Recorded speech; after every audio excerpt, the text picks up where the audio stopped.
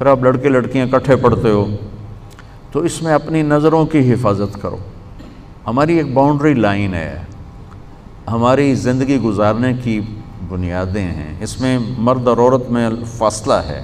اس فاصلے کو جو مٹائے گا وہ اپنے معاشرے کو بے حیائی کے سپرد کر دے گا۔ جس معاشرے میں حیا ہوتا ہے اس میں اس قسم کے جرائم کم ہوتے ہیں، جو پچھلے دنوں قصور میں بات چلی۔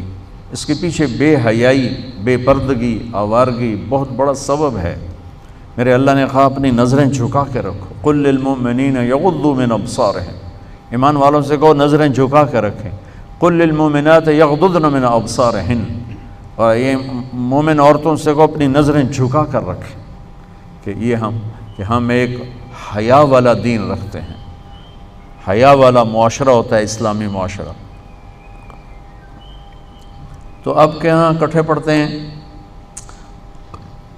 تو آپ کی خدمت میں یہ مؤدبانہ محبت بھری گزارش ہے بچوں کہ اپنی نظروں کی حفاظت رکھو، حد فاصل رکھو۔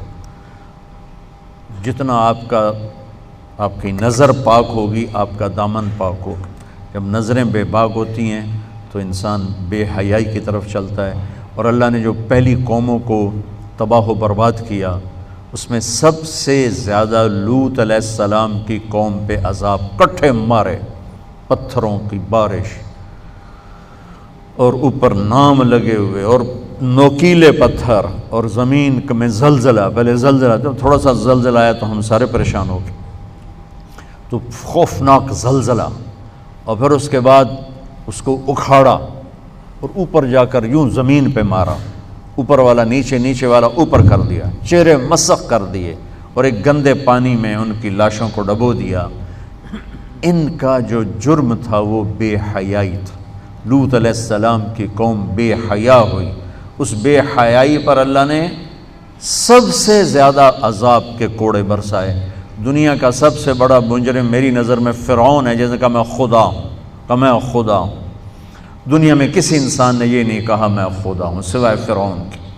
اللہ نے وہ اٹھا کر ڈال دیا پانی میں، لیکن لوط علیہ السلام کی قوم پہ 4-5 عذاب کٹھے اللہ نے ٹھک ٹھک ٹھک ٹھک ٹھک ٹھک کر کے برسائے، بے حیا تھے۔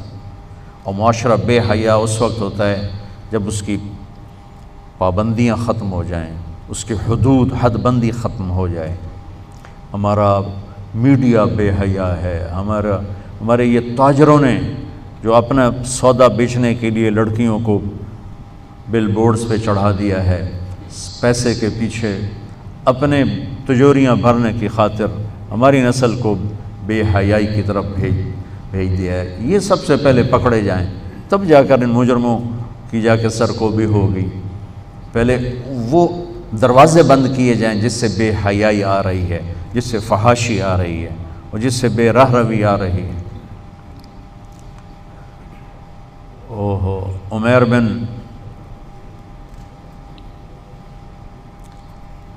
عمیر ایک تابعین میں سے ہیں، صحابی نہیں ہیں۔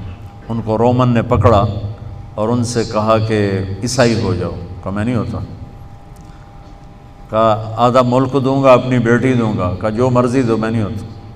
تو اس نے کہا اس کو ایک خوبصورت گھر میں بند کرو، اور شراب اور سور کا گوشت اور ایک لڑکی اندر ڈال دو اور دروازے بند کر دو۔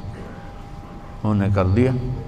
3 دن 3 رات وہ ایک جگہ بند تھے، اور عمیر رضی اللہ تعالیٰ عنہ کی آنکھ اوپر نہیں اٹھی، یوں بھی نہیں دیکھا۔